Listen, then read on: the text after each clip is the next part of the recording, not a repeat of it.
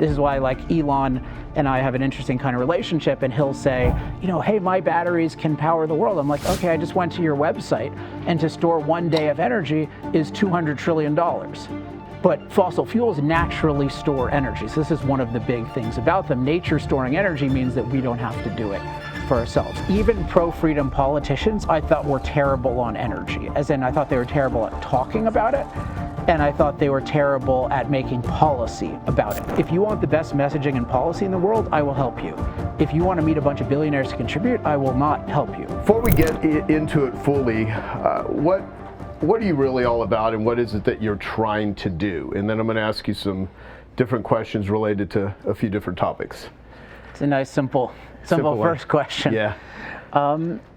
I think there's a couple perspectives about it. So I'd say as an individual, I'm trying to enjoy my life, right, which I think is an important thing, and I don't hide that and apologize for it. I mean, I think of it as I want my life to be an enduring and enjoyable experience. Right. And I think everyone should want that. And I think one of the truths that has been made apparent, particularly by the Industrial Revolution, this also relates to fossil fuels, is that it's theoretically possible for that to be true for everyone. So it used to be the case, if you think about pre-industrial times when human beings were not very productive, and to kind of the point of a lot of my work, we hadn't yet figured out how to get machines to be our servants.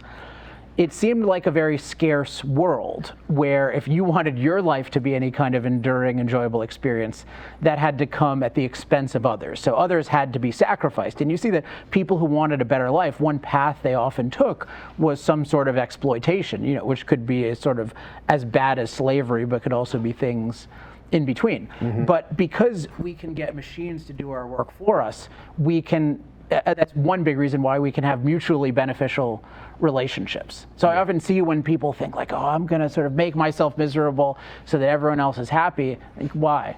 Right. I don't see why you need to do that. Right.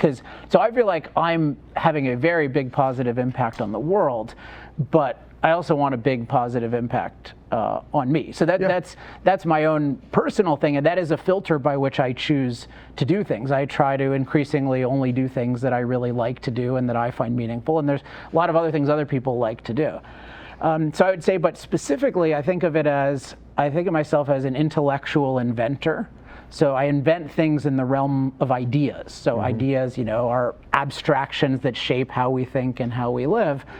And I think that I have an ability to identify ones of those that are really good for life. Now, I think I've mostly done it publicly in the realm of energy, so I think I have some ideas that I've come up with there. Some of them are kind of business ideas, some are in the realm of personal development, but I really like creating those, discovering those, making them into working systems, and then spreading them around. Okay, so fossil futures, the word fossil and fossil fuels, I want to ask you to define that. That is probably a very basic question for you, but I think there's a lot of people that don't really understand it. That's the first part. Secondly, fossil fuels have been vilified. They are, I think a lot of people, when they hear that, immediately associate you with bad person, you want to destroy the environment, exploit animal, like everything. Right. And it's really interesting the level of propaganda that has vilified something that has advanced humanity in so many great ways, of which you describe, and you personally, you're the smartest guy on energy that I personally know.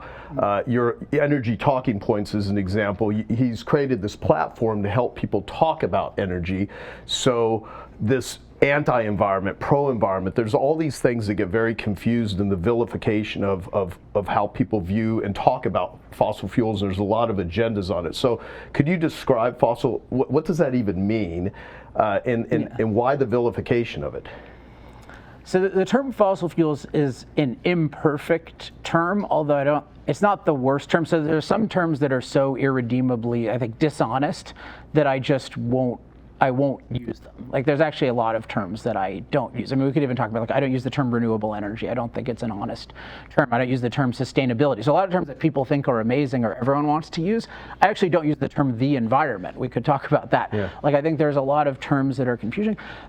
So the issue with fossil fuels is it implies sort of oldness, and which is true in a sense and not true in a sense. But so the way you can think of it is the plausibility of fossil fuels as a term is it is it's basically hydrocarbon energy coming from ancient dead plants, and I'll break that down. But so hydrocarbon energy is basically energy that comes from the breaking apart of hydrogen and carbon atoms. So you have different kinds of molecules with hydrogen and carbon atoms. Basically, you can think of it as natural gas has more hydrogen and relative to carbon, and then coal has more carbon relative to hydrogen, and oil is in the middle. And this actually explains when we talk about CO2 emissions, because when we burn fossil fuels, so these hydrocarbons store a lot of energy in a relatively small space, which is one of the big advantages of them. So they store it, which is a big deal, because it turns out it's really expensive for us to store energy. So if we want,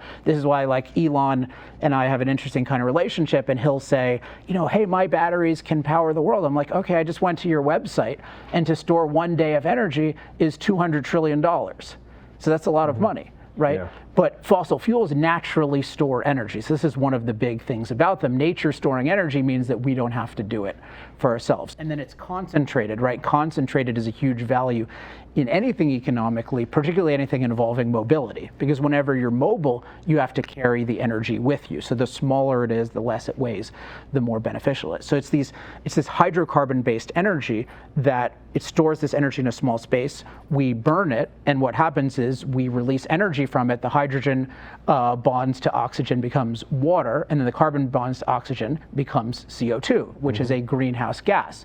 So one of the effects of that is CO2 accumulates in the atmosphere over time, and that has a warming impact on the planet, which we can talk about the magnitude of that and how good is that, how bad is that, how offset is that by other things. But it's important for people to just understand the basic physics of what's going on. At the same time, these hydrocarbon molecules come from ancient dead life. So this has a number of important implications. So it's not dinosaurs, but it's things like past ocean life, sometimes past land life, particularly for coal. And one implication of this is, well, it's finite. Or they call it non-renewable. But the way you can think of it is basically it's renewable, so to speak, in the sense of nature is forming it all the time, but we use it much more quickly than nature forms it. And so this leads to the concern of, are we going to run out of it in some near term? Now, it turns out there's more than 10 times more oil, coal, and natural gas underground than we've used in the entire history of civilization. So it's really just a question of technology.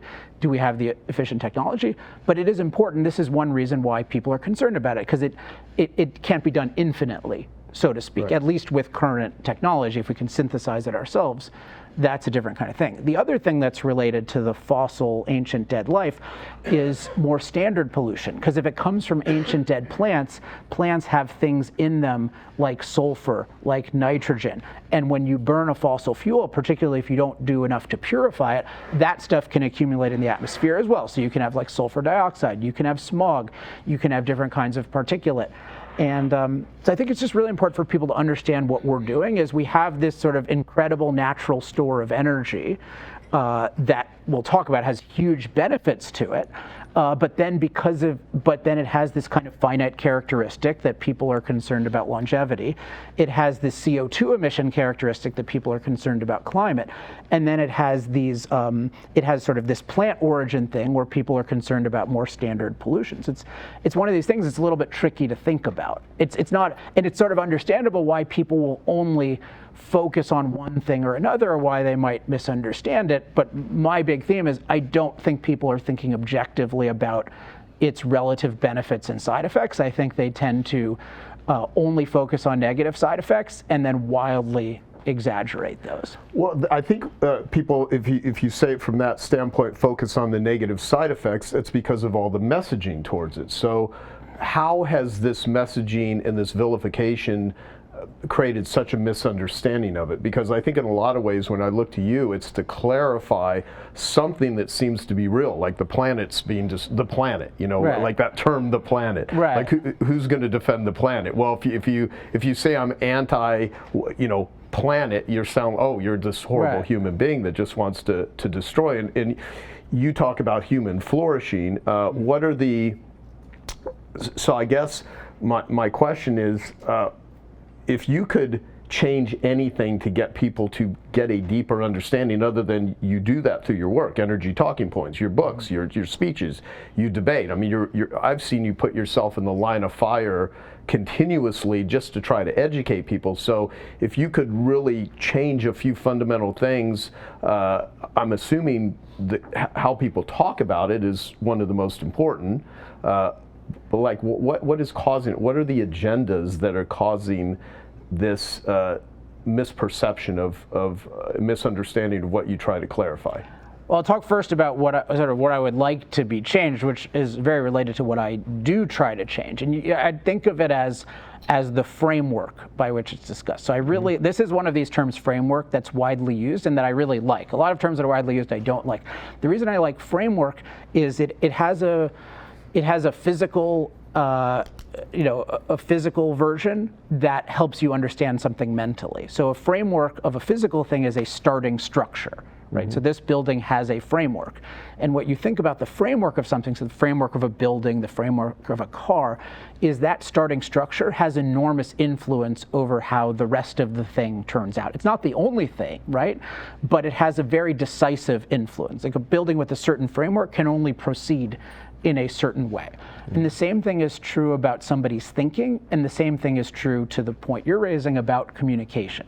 So if you think about, so I think of frameworks, intellectual frameworks, as having at least three crucial components. So one is thinking methods, one is assumptions, and one is values. And I'll use it in the case of something where I think all of us would agree this is a really bad thing, which is the issue of racism or bias based on skin color.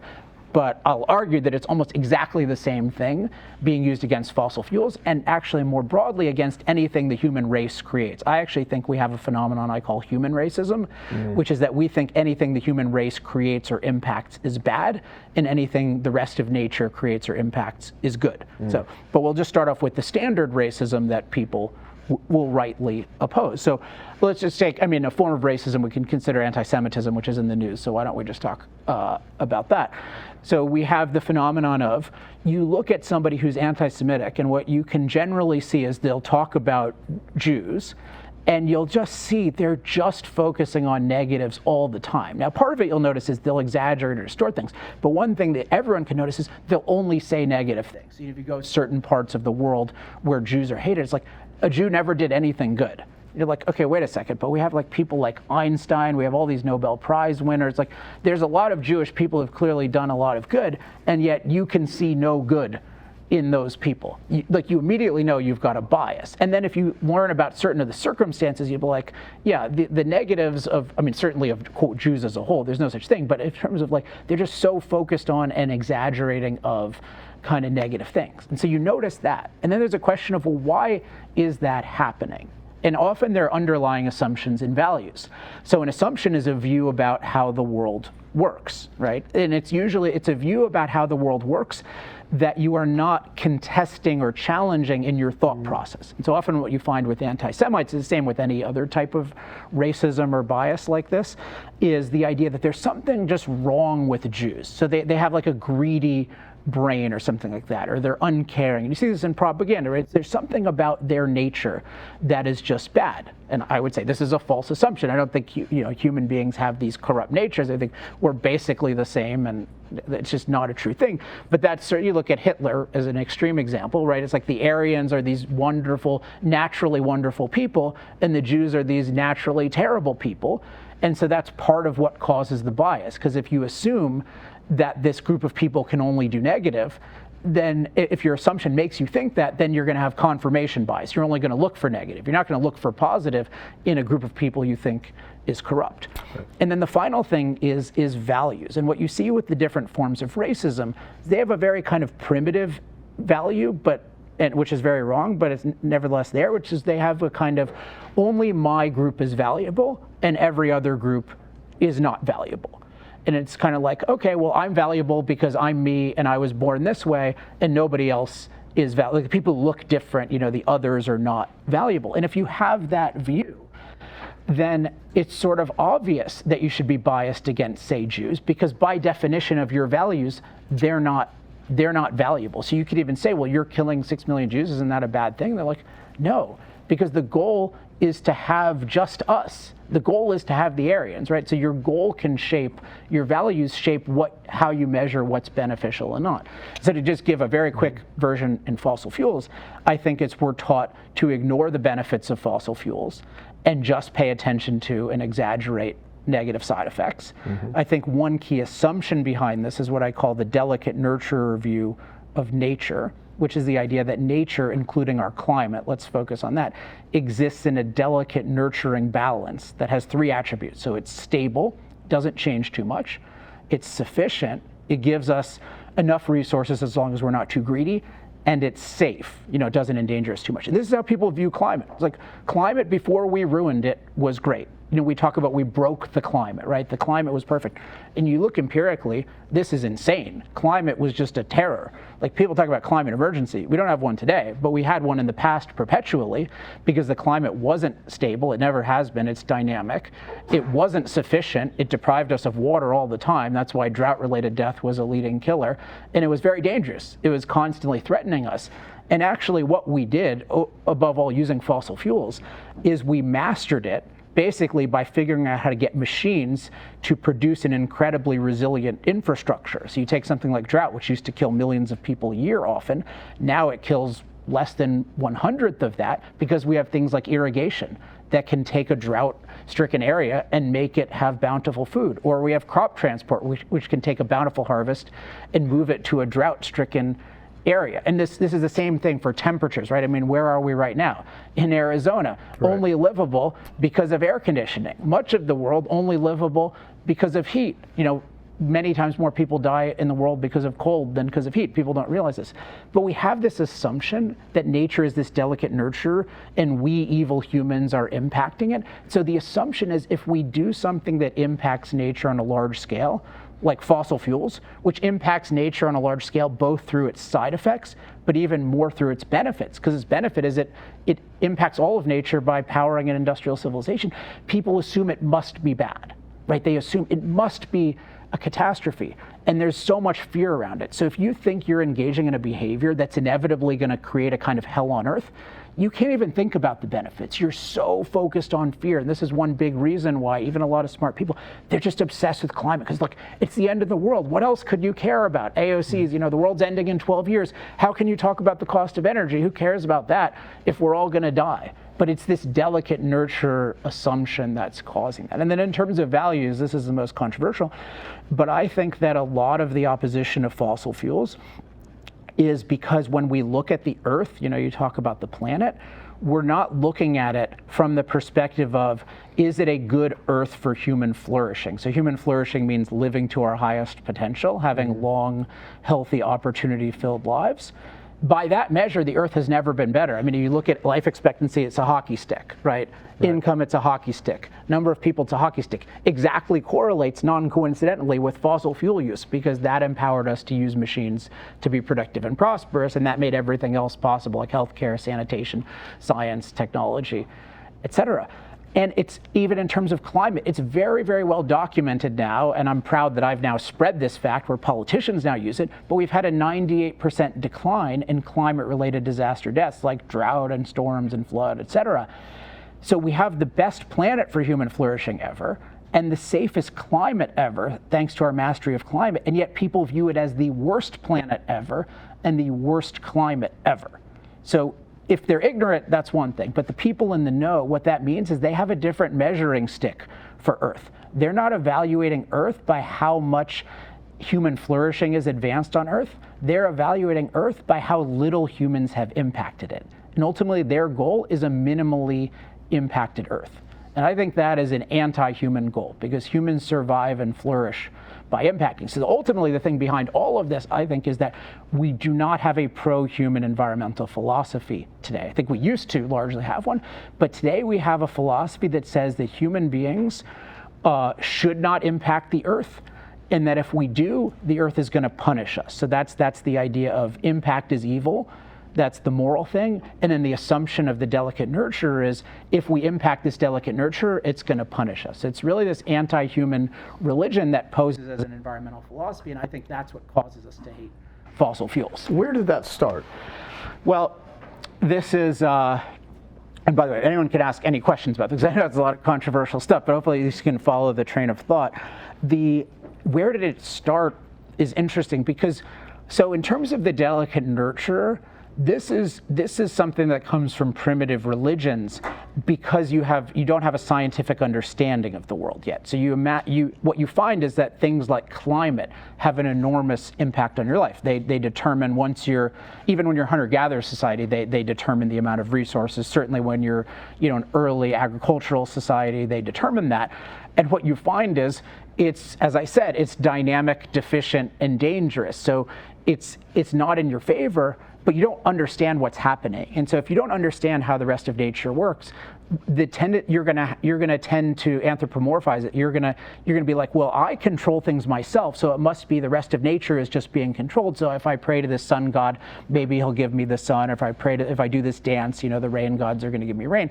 So you view it, and you often view it as, well, if something doesn't go my way, I've angered the weather gods, which is basically what the delicate nurture is, right? And this is how a lot of climate stuff is viewed, like human beings sinned, and the climate is punishing us. It's not just like, hey, we've changed the system in a way that's suboptimal, how do we deal with that? It's this really a vengeful climate god is the model that people have. So it comes from primitive religion. Now, the kind of assumption part of it. Now, I think the view that human beings are just bad and that the best planet is one with as little of us as possible, that's more of a modern perversion. Rousseau, I think, was big on this. He's a philosopher from several hundred years ago, but it really only became a huge movement really in the 60s, starting in the 60s. And it's actually that the anti-capitalists, and particularly the political left, but sort of I think of it more as anti-capitalist, communism was failing, and they needed a new cause. Because the anti-capitalists used to argue that they were industrially superior. So everyone was arguing from a pro-human, pro-industry standpoint. The capitalists said, we're going to have the best industry. The communists said, we're going to have the best industry.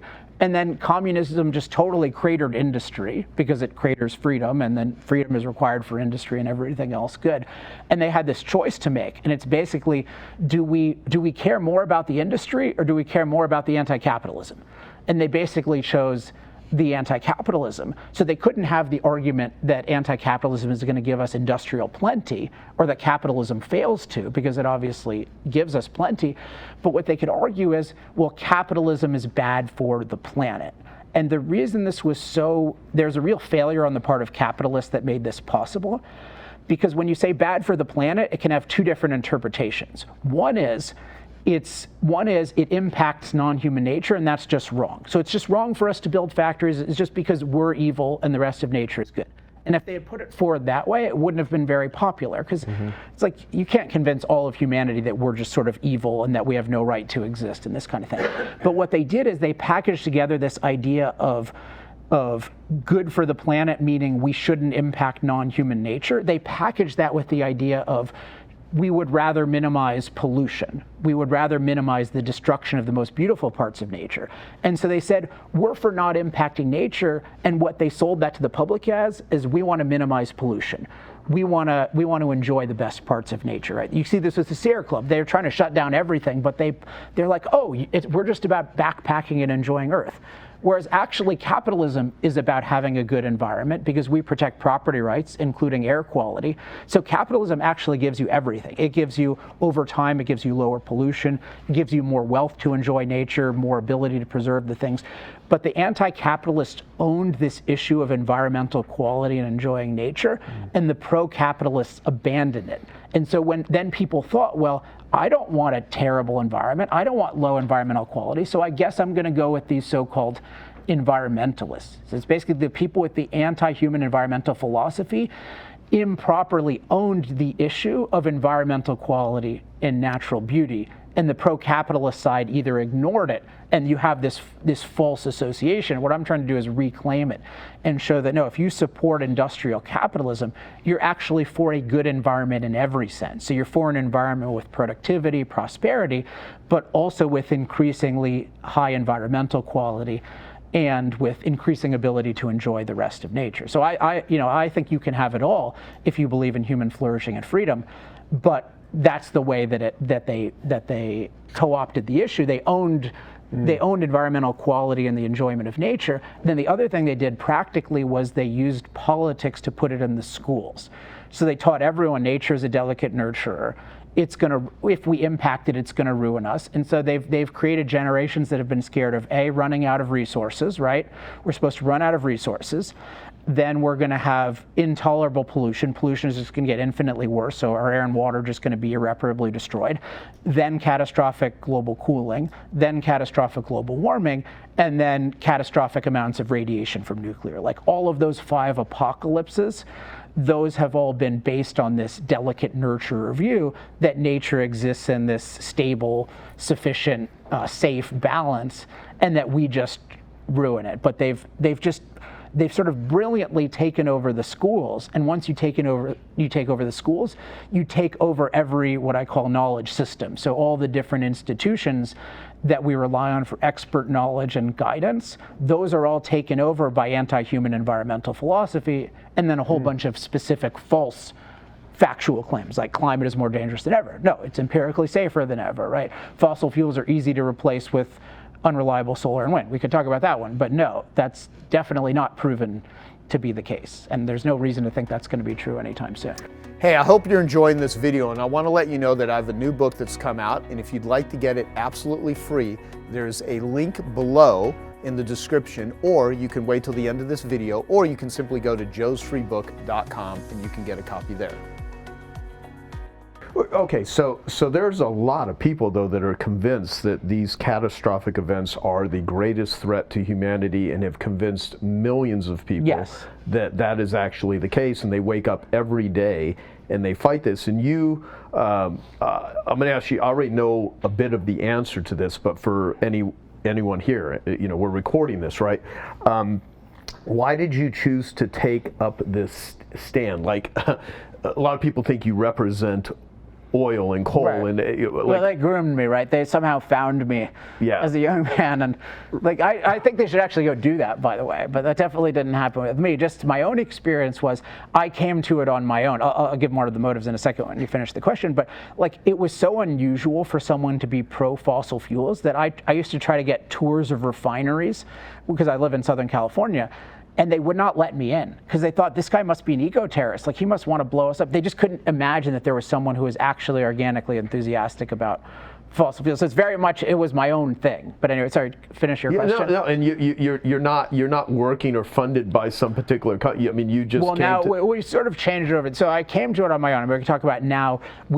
I needed, basically a few years ago, I decided I need to impact politics. And so that required creating, that wasn't something I could do I like making profit directly where I can, but that basically there was an opportunity to influence politics where I needed to get outside funding. But there what I did is I basically created something where everyone who funded it it's like 100 equal people and they have no editorial influence, et cetera. So it's for sure true that no fossil fuel company has ever told me what to say, but I certainly will go speak at a fossil fuel company, and many of them contribute to our projects. But that certainly doesn't explain why I went into it, because I went into it knowing no one in the industry, having no friends in the industry, and being very poor. So I guess there's a question of, I mean, I don't mean poor like, none of us are poor in the sense of we live in America and that's great, but in terms of there was no such thing as being a successful fossil fuel advocate. Certainly not, you could be a lobbyist, which I had no interest in being, although I do admire a lot of lobbyists.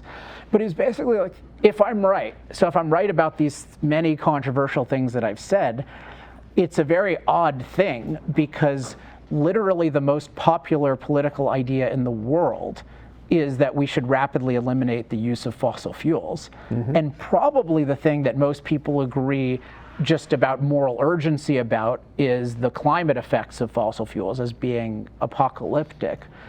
And so I'm based, and this view is not just attributed to the masses, it's particularly attributed to experts. And within that, experts in science, which are for many good reasons, experts we really value. I mean, I do value science and expertise a lot.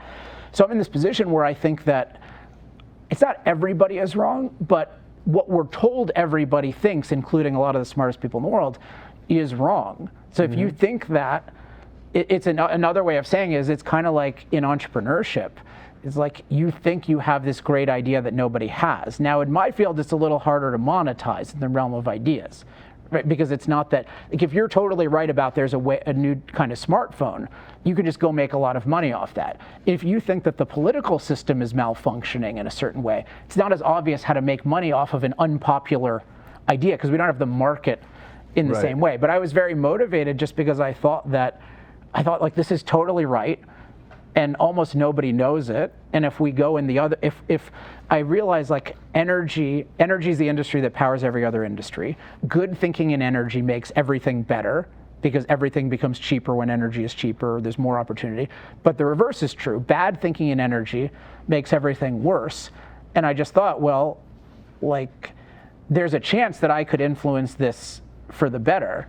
And that it becomes very overpowering. If you just feel like you know something that nobody else knows, but there's also a possibility, I believed then, and I certainly believe now, that you could explain it to people. Because there's nothing unique about me in the sense of, there's nothing about my background that made me predisposed to agree with it. So yeah, it's hard. I knew it'd be hard to convince Al Gore. I didn't think that would ever happen. It certainly hasn't happened. Yeah, but I thought a lot of people would be open to the truth if explained in the right way, and I think that's proven to be the case. I remember you put up, I think at the time his speaking fee was like $100,000 for Al Gore, and you're like, to just do a debate, I'll pay your speaking fee. That was here. That was in fact here when I did that. That was like when I announced it through this. Okay, gotcha. Yeah, and I had seen him at TED, and I was like, "Did you ever take Alex Epstein up on it?" He goes, "Oh, he's one of those climate deniers." Yeah, he said that. Was his I remember. I think it was. You never published it, which is a good idea. But he said something like, "He said, look, that's the problem that anyone thinks there's a debate, right?" And part of what he's trying to conflate there is the idea of there's no debate that we have some impact on climate. Which even then, I think you should be able to debate that. It's not. I do think we have an impact, but it's not so obvious that we shouldn't even debate that. But I wasn't debating that. I was debating whether it's a good idea to rapidly eliminate fossil fuels. Yeah. And it's exactly like saying there's no debate that antibiotics have some side effects. So there's no debate we should rapidly get rid of antibiotics. Right. Well, that's a total non sequitur, right? Because to get rid of something, you have to say that its benefits are far, far outweighed by its negatives. And I'm saying the benefits of fossil fuels far outweigh its negatives. And particularly with climate, what I'm saying is even the climate benefits of fossil fuels far outweigh the negatives, because the energy in general, but fossil fuels are basically the most cost-effective and scalable form of energy. So they're affordable. A lot of people can afford to use a lot of them. They're reliable, they're available when needed in the exact quantity needed, which is very crucial for electricity. They're versatile, they can power every type of machine in the world, which basically nothing else can. And then they're scalable. They're available to billions of people in thousands of places. Basically, there's nothing close to them now, and I believe for the foreseeable future, but certainly now. They're 80% of the world's energy. They're still growing. The parts of the world that care most about cheap energy, namely China, are using more of them. China has 300 new coal plants in the pipeline. That's more coal than the US uses right now as a total. So they have these amazing energy benefits. Like without fossil fuels, we can't have energy for billions of people. So one is they're uniquely cost effective and scalable. We have a world that's insanely energy deprived in my view. We have 3 billion people who use less electricity than a typical American refrigerator. We have 6 billion people. 3 billion people, just to highlight that point. 6 billion people. The reason I wanted, sorry to interrupt. Oh, no, please. Just like the people that seem to be the biggest voices against this are also the ones that are keeping people in poverty. In restricting, right? They don't say that, and many don't realize it. But yeah, it's you have to at least, when you look at energy, you have to at least realize that we use an amount of energy, like 6 billion people rather use an amount of energy that all of us, not just in this room, but anyone in the U.S. watching this, would consider totally unacceptable. And in general, the world is just unacceptably poor by our standards. So if you realize, wait a second, energy is the key to prosperity because it allows us to use machines to be productive and prosperous. And fossil fuels are uniquely cost-effective and scalable, and the world is drastically short of energy. That means there's no way for the world to be productive and prosperous for the foreseeable future without fossil fuels. And then on top of that, you add that cost-effective and scalable energy is also the key to a safe climate because that's what powers all the machines, as I mentioned before, that make us incredibly safe from climate. So I don't deny at all that fossil fuels have warming impacts, and that can have other impacts, including a slightly faster rise in sea levels, although right now we're at about 1 foot a century. Very extreme projections are 3 feet a century, so we're not having a very fast sea level rise at all. They can plausibly slightly increase the intensity of storms. Mainstream estimates are like 1 to 10% more intense hurricanes, actually less frequent hurricanes. There's some plausibility in some cases it could increase drought, but what I'm saying is the climate challenges that come from having more CO2 in the atmosphere, there are also some benefits like more greening and more warmth in colder places and stuff. And warming occurs, it's mainstream science, warming occurs most in the cold places, occurs most during winter, and occurs most at night. So it's quite benign compared to what people think. It's not just Arizona gets hotter, it's actually the opposite. It's other places get warmer for the most part. Like if you look at the climate challenges that come with continuing use of fossil fuels, I think those are just totally outweighed by even the climate benefits, the climate mastery benefits that come from fossil fuels, let alone the other benefits. So for Gore to say, oh, there are climate challenges, there's no debate, therefore we can't debate fossil fuels, is insane. That's why I say it's the same as saying, oh, there are challenges to antibiotics, therefore there's no debate, we should rapidly get rid of antibiotics. Well, I would say there is a big debate. Well, my biggest issue, I guess, with it, let's just pretend that we were impacting in a negative way. There was a far more negative impact than positive impact, and we were running out. There's limited supply of all of this. Well, the biggest voices for this are the people that are flying to their events on private planes. They're the ones that are biggest consumers of it, and they seem to be oblivious to the fact that there's 3 billion people on the planet. Well, like you but mentioned. in a sense, but if you look at, so I actually am more sympathetic to those people than you might think, because what they're really acknowledging, like if you ask them, so John Kerry, for example, you know, he's not wealthy himself, but he's worked for the government, he married somebody very wealthy, so he's one of these people who flies private jets to these events, and they'll say, like, how can you do this? And I'll say, well, he'll basically say, I need the private jet to do as much work as possible to stop other people from flying and doing these other things. And in a sense, he's right. Because to do really good, to be really effective, you need energy. And in particular today, you need fossil fuels because we don't have anything close to it, certainly for flight. So what he's acknowledging is really important things take a lot of energy.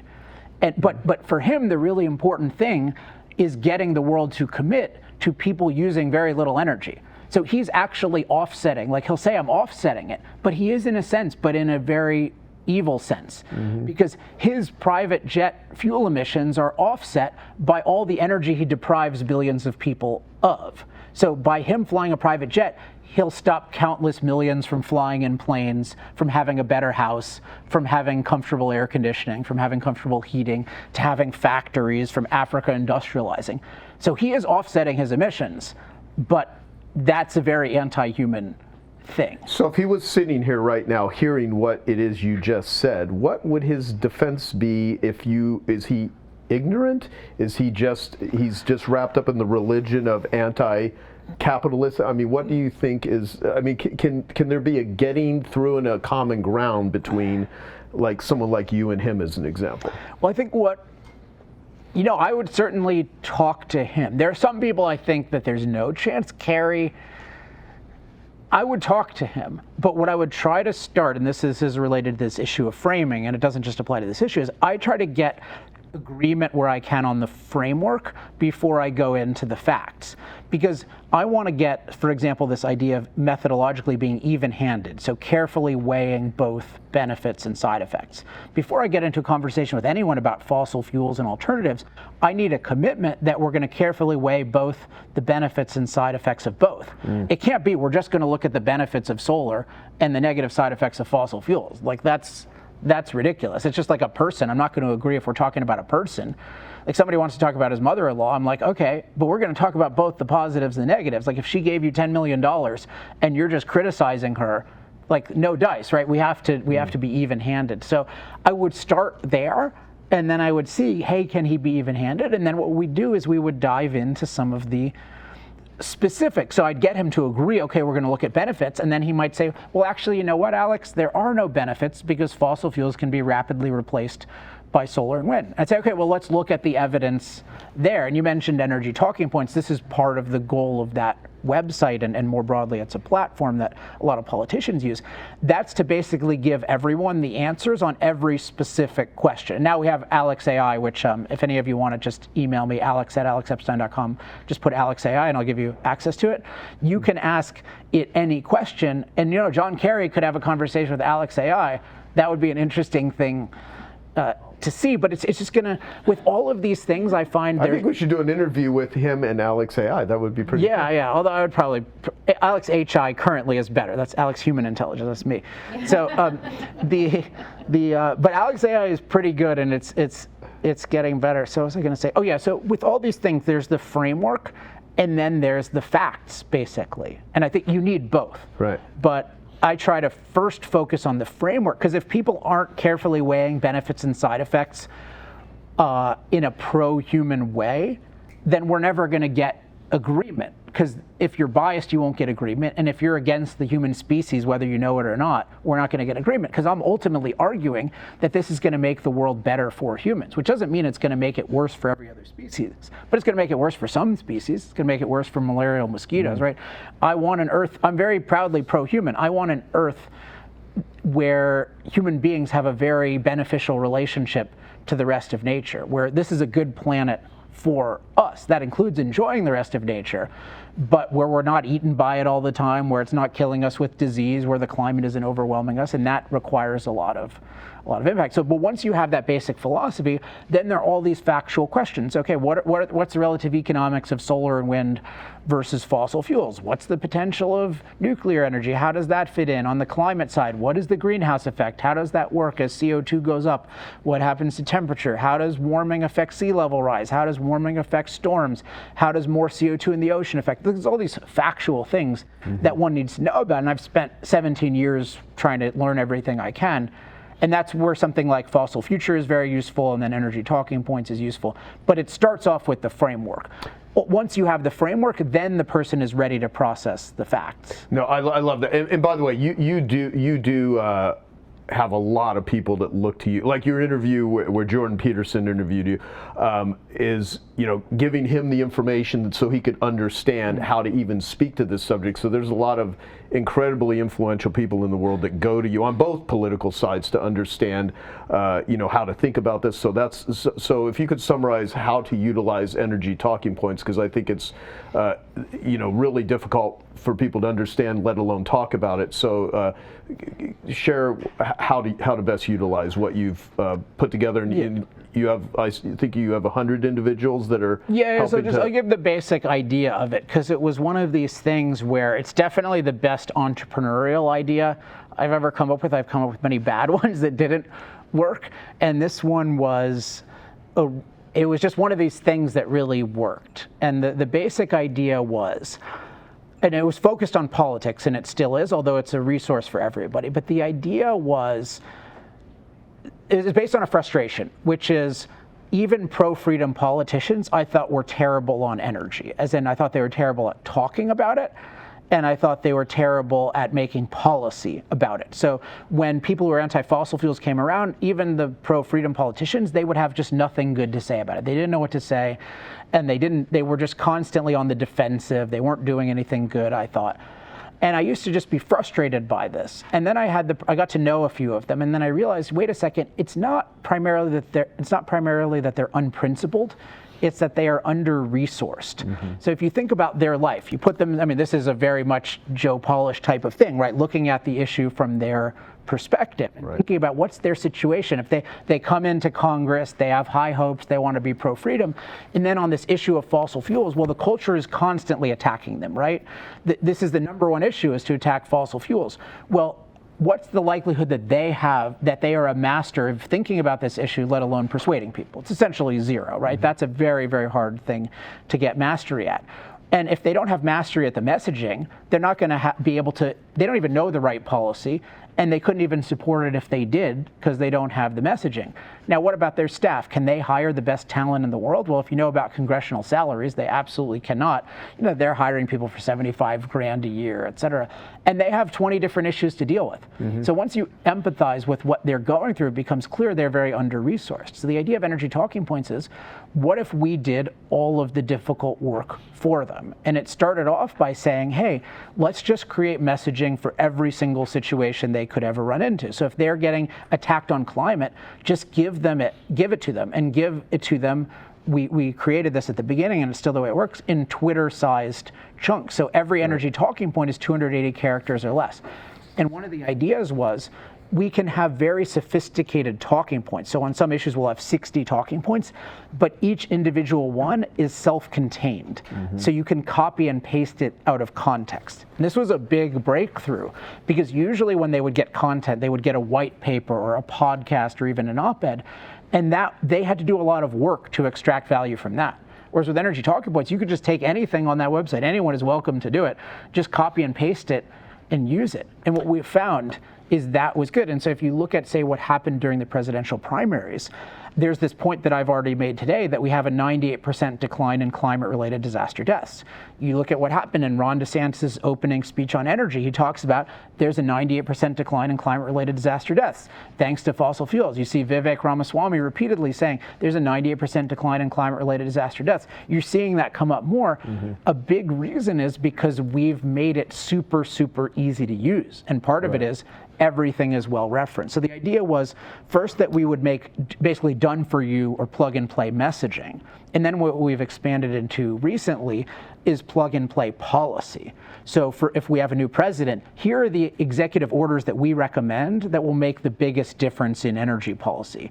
And it's not just fossil fuels, by the way. I'm extremely pro-nuclear, and I'm pro anything that works. So here's how to make our grid better. So if somebody can figure out a good way to use solar and wind so that we can use that. Here's how to make nuclear better. So we identify those. So we're now doing executive orders, we're doing legislation, and we're even doing hiring and firing recommendations. So here are the people, if you want to have a pro-energy administration, here are the people you should hire, and here are the career bureaucrats that you should fire. We call it the naughty list. And these things make a big difference. And for the funding of it, as I said, I like to make profit. Like, my default is charge money. That's why I loved books and speaking, because I could spread my ideas, but there would be a real market. Now with talking points, I figured if I try to charge the politicians for this, it's going to very minimize the effectiveness, because you have to convince them to give you a bunch of money. So what I did instead is I found a group of people, some from in industry, but also some from outside industry, and I basically said, all of you are going to contribute the same amount. Now you're going to get zero editorial influence. You're going to get no influence, and I'm not even really going to give you that much yourself. You're going to have the benefit of, you can hang out with each other, and like, you can ask us questions. So like, you can use us as a consulting service if you want, but most of them aren't doing that. But it's basically, you're going to create this platform that without you wouldn't exist. And I went to a lot of people, and it started out with 10 people, and it was $25K a year, number I learned from Joe Polish originally. And I was like, okay, it's $25K a year, and most of the people there are very, very successful, so it's not a huge amount of money for them. It's not a 501c3. That was a big part of it, because if you're a charitable thing, you're very limited, and I wanted to be unlimited. So I can talk to any politician, I can advocate for anything, no restrictions. So it had to be people who could either give $25K after tax, or businesses could use it as a business expense, but we were very explicit, no lobbying, no representation. And with the politicians, we're very clear, no endorsements, no fundraising, no introduction. So if a politician ever says, hey, Alex, I'll bet you know a lot of wealthy oil people, I'd love to get to know, I say, I do not do that. No, there's just a wall, right? I don't help you meet people. Like, if you want the best messaging and policy in the world, I will help you. If you want to meet a bunch of billionaires to contribute, I will not help you. And the same thing, on the contribution side, I will not say, like, I'm not going to go to any senator and say, hey, you should support this policy. In fact, I often support things that many of our contributors disagree with. But overall, they like the idea that I'm fighting for energy freedom, and they like what we're doing. And so this has been, that's how we've created this thing that's gone from 10 to 100. Now we're trying to expand to 125, 130, mainly because I need to pay for lawyers. because you're doing policy now, and when you're writing executive orders and this kind of thing, you need really high-level lawyers. So I've been sort of scouring the world for the most talented energy policy lawyers, and including people like former secretaries and administrations. But it's really fun. No, it's a brilliant idea. I mean, and I love it too. You gave me the idea. I actually registered just yesterday addiction talking points. Oh, that's good, because I've bought up most of the talking points domains. Yeah. I own a lot of the blanktalkingpoints.com. But yeah, that's a great thing. Negotiation talking points. I don't own that one either. Chris Voss but they should. I highly recommend. So one way of thinking about it is you want to make it really, really easy for somebody to be your ally. Okay, I hope you found that video awesome and useful. So if you want to get a free copy of my book, I want you to click here. And if you want to watch some more videos that'll be useful and awesome, click here. Go ahead. You're over here. Do it now. Come on. Thank you. Watch them.